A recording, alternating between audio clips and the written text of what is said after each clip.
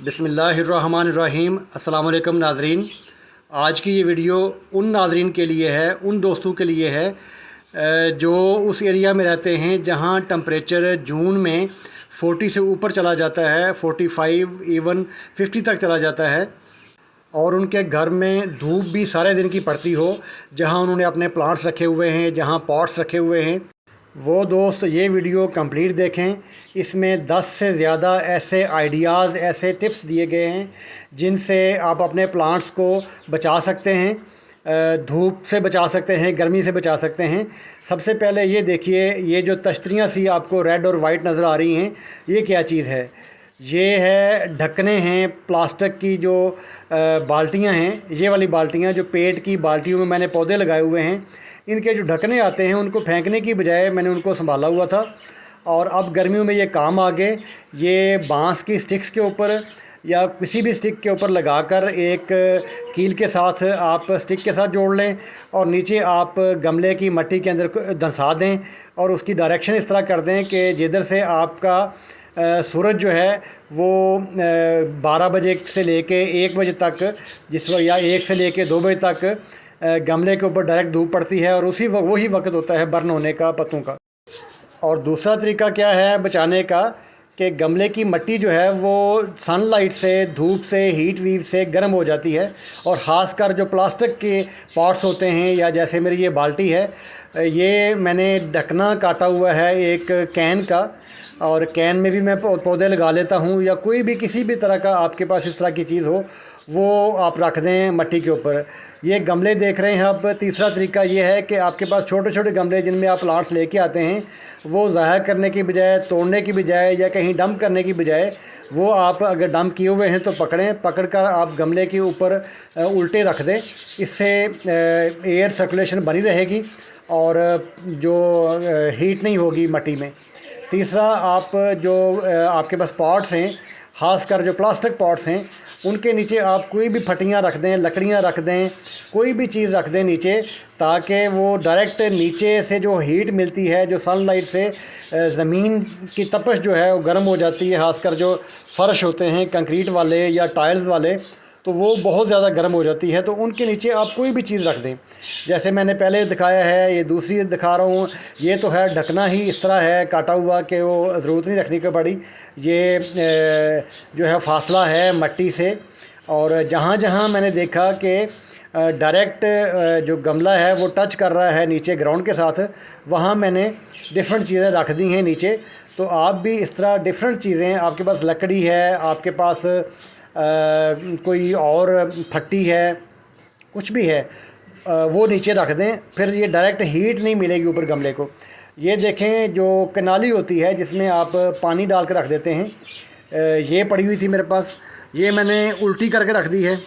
ठीक है, तो इससे क्या है कि इससे डायरेक्ट नीचे ग्राउंड की हीट नहीं मिलेगी पौधों को। ये 2 गमले मैंने रख दिए इसके ऊपर, तो ये भी आप कर सकते हैं। ये 5वां तरीका मैं बता चुका हूँ आपको, चूँकि साथ साथ मैं लिख रहा हूँ, अब बता रहा हूँ आपको, और वो आप देखते जाइए। अच्छा, इसके अलावा आपने सुना होगा कि मल्चिंग की जा सकती है, या गर्मियों में धूप के दिनों में मल्चिंग करें।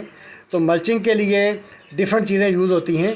ये देखिए, आप ईंटें रख सकते हैं, टूटे हुए आप रख सकते हैं, ये गमले टूटे हुए रख सकते हैं, तो इनसे भी धूप से बचा जा सकता है, मिट्टी को बचाया जा सकता है। ये देखें, मेरा गमला पड़ा हुआ था, छोटे गमले आपके पास पड़े हुए हैं, तो वो आप बड़े गमलों के अंदर रख दें, उससे भी डायरेक्ट हीट मिट्टी को नहीं लगेगी। यानी आपके पास कोई भी ऐसी फालतू चीज़ है, वो आप मिट्टी के ऊपर बड़े गमलों में रख सकते हैं, ताकि डायरेक्ट मिट्टी को जो हीट है वो ना लगे। अब ये टूटा हुआ गमला था, मैंने वो साथ उल्टा करके रख दिया है। तो कोई भी चीज़ आप अगर रख देंगे बड़े गमलों के अंदर, और वो मिट्टी को डायरेक्ट सनलाइट से बचा लेंगे, तो मिट्टी डायरेक्ट हीट अप नहीं होगी, और जब हीट अप नहीं होगी तो पौधा बचा रहेगा।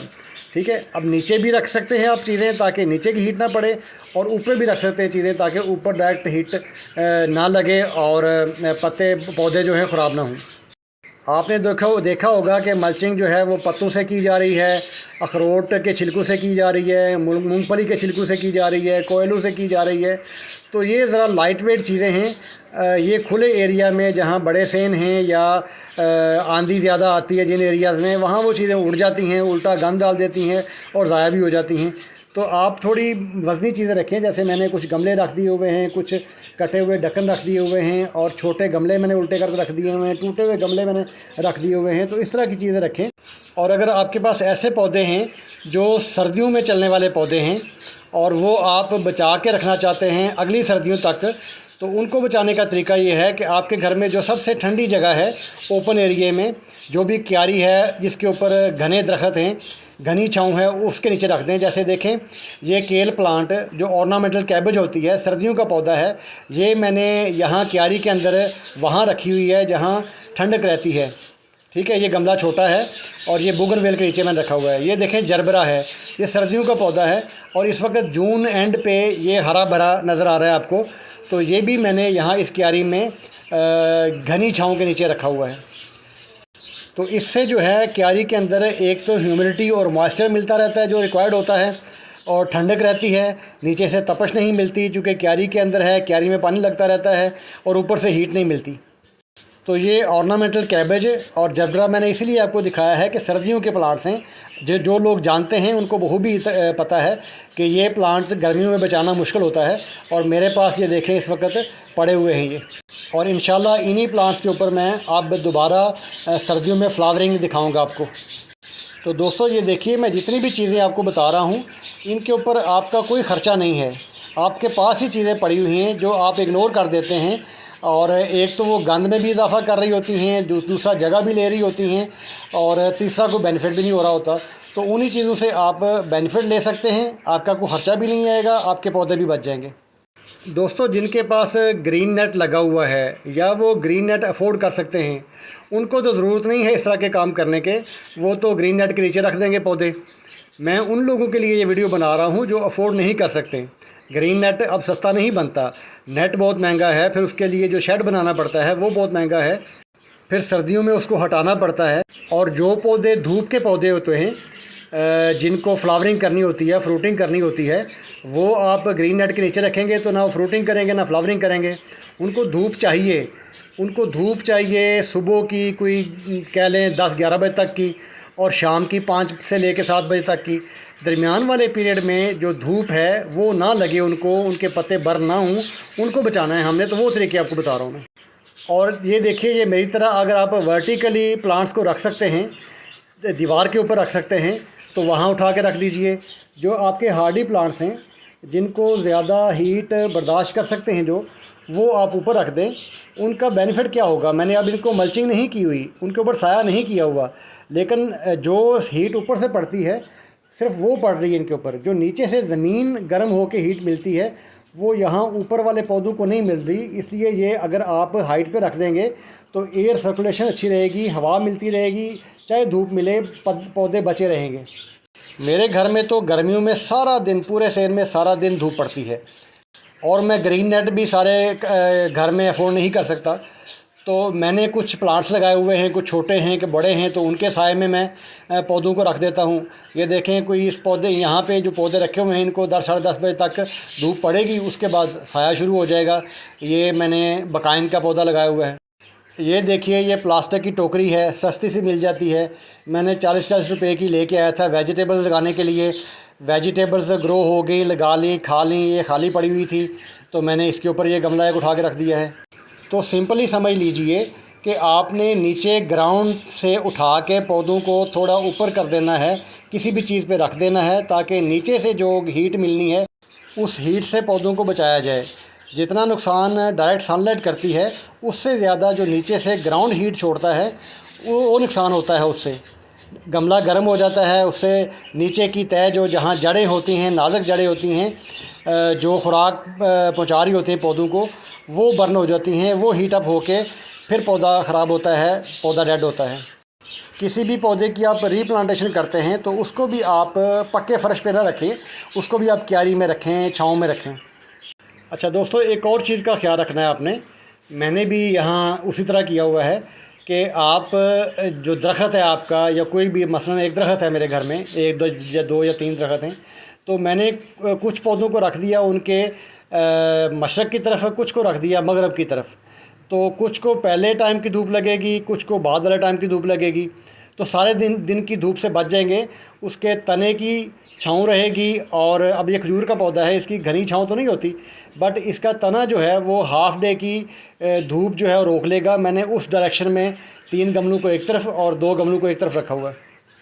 और ये तोरी की बेल मेरी सीधी चढ़ रही थी खजूर के ऊपर, आप मेरी किसी पहली वीडियो में देख सकते हैं। वो तोरी की बेल भी मैंने डायरेक्शन चेंज करके दूसरे पौधे की तरफ कर दी है, दरमियान में से मैंने वो बांध दी हैं रस्सियाँ। और आपके पास खाली कोई शैलो पार्ट्स पड़े हों, सीमटेड शैलो पार्ट हों या कोई भी शैलो पार्ट हों खाली पड़े हुए हैं, अगर आप यूज़लेस हैं तो वो भी आप किसी भी गमले के नीचे रख सकते हैं। जैसे मैंने ये एक शैलो पार्ट मेरा सीमटेड रखा हुआ है नीचे।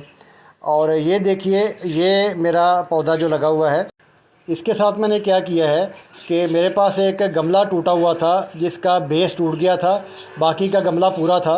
वो मैंने क्या किया कि ये पौधा जो है ऊपर से मैंने गमले को उल्टा करके पौधा अंदर से गुजार के मैंने इसको उल्टा ऐसे रख दिया है। तो ये पूरे का पूरा कवर हो गया। इसको बिल्कुल कोई भी बत्ती तक हीट नहीं पहुंचेगी, सनलाइट नहीं पहुंचेगी। लीफ को चाहिए सनलाइट, लीफ को सनलाइट मिल रही होगी, लेकिन मट्टी को नहीं चाहिए सनलाइट, मट्टी गर्म नहीं होगी, उसको बचा दिया है। मैं दिखाता हूँ आपको कि ये गमला मैंने उल्टा करके रखा हुआ है। ये देखिए, ये सारा पौधा अंदर से बैक साइड से इस जो उल्टा किया हुआ है गमला, उससे ये बाहर निकला हुआ है। ये देख सकते हैं आप, ये टूटा हुआ गमला था वो मैंने रख दिया है। तो इस तरह आपके पास अगर कोई टूटा हुआ गमला है तो वो भी आप ऐसे पौधे के ऊपर रख सकते हैं जो इजीली बेंड करके आप रख सकते हैं। ये देखिए, ये मट्टी बिल्कुल गीली है और ये मट्टी बिल्कुल ठंडी भी है। मैंने चेक की है ये, क्योंकि इसके बिल्कुल कह लें कि कवर हो गया है, बिल्कुल धूप नीचे जा ही नहीं रही। तो दोस्तों, मैंने आपसे ये 10 बल्कि 10 से ज़्यादा टिप्स या आइडियाज़ शेयर कर दिए हैं कि बग़ैर किसी बिना खर्च के आपने अपने घर में पड़ी हुई बेकार चीज़ें को इस्तेमाल ला के तो अपने पौधों को बचा सकते हैं। और ये तमाम की तमाम तकरीबन ये तमाम की तमाम टिप्स उन पौधों के लिए हैं जो फ्लावरिंग और फ्रूटिंग वाले पौधे हैं, जिनको डायरेक्ट सनलाइट चाहिए। उनको सनलाइट आपने सिर्फ उस वक्त की सनलाइट से बचाना है जब पीक की धूप गर्मी पड़ रही होती है। आप कह लें 12 से 2 बजे तक आपके पौधे जो बच जाएं, या 12 बजे की धूप ना पड़े तो वो पौधे उस वक्त बच जाएं तो सही रहेंगे। अब ये जो पौधे पड़े हुए हैं ये ग्रीन नेट के नीचे पड़े हुए हैं। और अब ये पौधे इसलिए ग्रीन नेट के नीचे रखे हुए हैं कि ये ना फ्लावरिंग वाले हैं ना फ्रूटिंग वाले हैं। इनको फुल डे की छाँव चाहिए, इनको धूप नहीं चाहिए। अगर धूप लगे भी तो छन के धूप लगे, तो इसलिए ये पौधे रखे हुए ग्रीन नेट के नीचे। ये थोड़े से छोटा सा ग्रीन नेट है मेरा, सारा सेल मेरा खाली है। ये कोई 8-10 फुट लंबाई में और कुछ 6 फुट चौड़ाई में छोटा सा ग्रीन नेट है। तो वहाँ मैं वो पौधे रखता हूँ जिनको बिल्कुल धूप नहीं चाहिए। लेकिन जिन पौधों को धूप भी चाहिए और बहुत ज़्यादा तेज़ धूप से बचाना है, ये वीडियो उसके लिए मैंने शेयर की है। मैं दिखाता हूँ कि ये देखें, सिर्फ ये एक शेड है मेरा और ये थोड़े से एरिए में ग्रीन नेट लगा हुआ है, उसके नीचे थोड़े से पौधे रखे हुए हैं। बाकी तमाम के तमाम पौधे मेरे ऐसी जगहों पे हैं जहाँ पूरे दिन की धूप पड़ती है। तो मेरी तरह जिन लोगों के घर में ज़्यादा धूप पड़ती है, पूरे दिन की धूप पड़ती है गर्मियों में, तो उनके लिए ये ख़ास कर ये वीडियो है। तो दोस्तों, अगर इनमें से आप कोई भी एक्शन अप्लाई करते हैं तो आपके पौधे गर्मियों में बच सकते हैं। मुझे दीजिए इजाज़त। अल्लाह हाफ़िज़।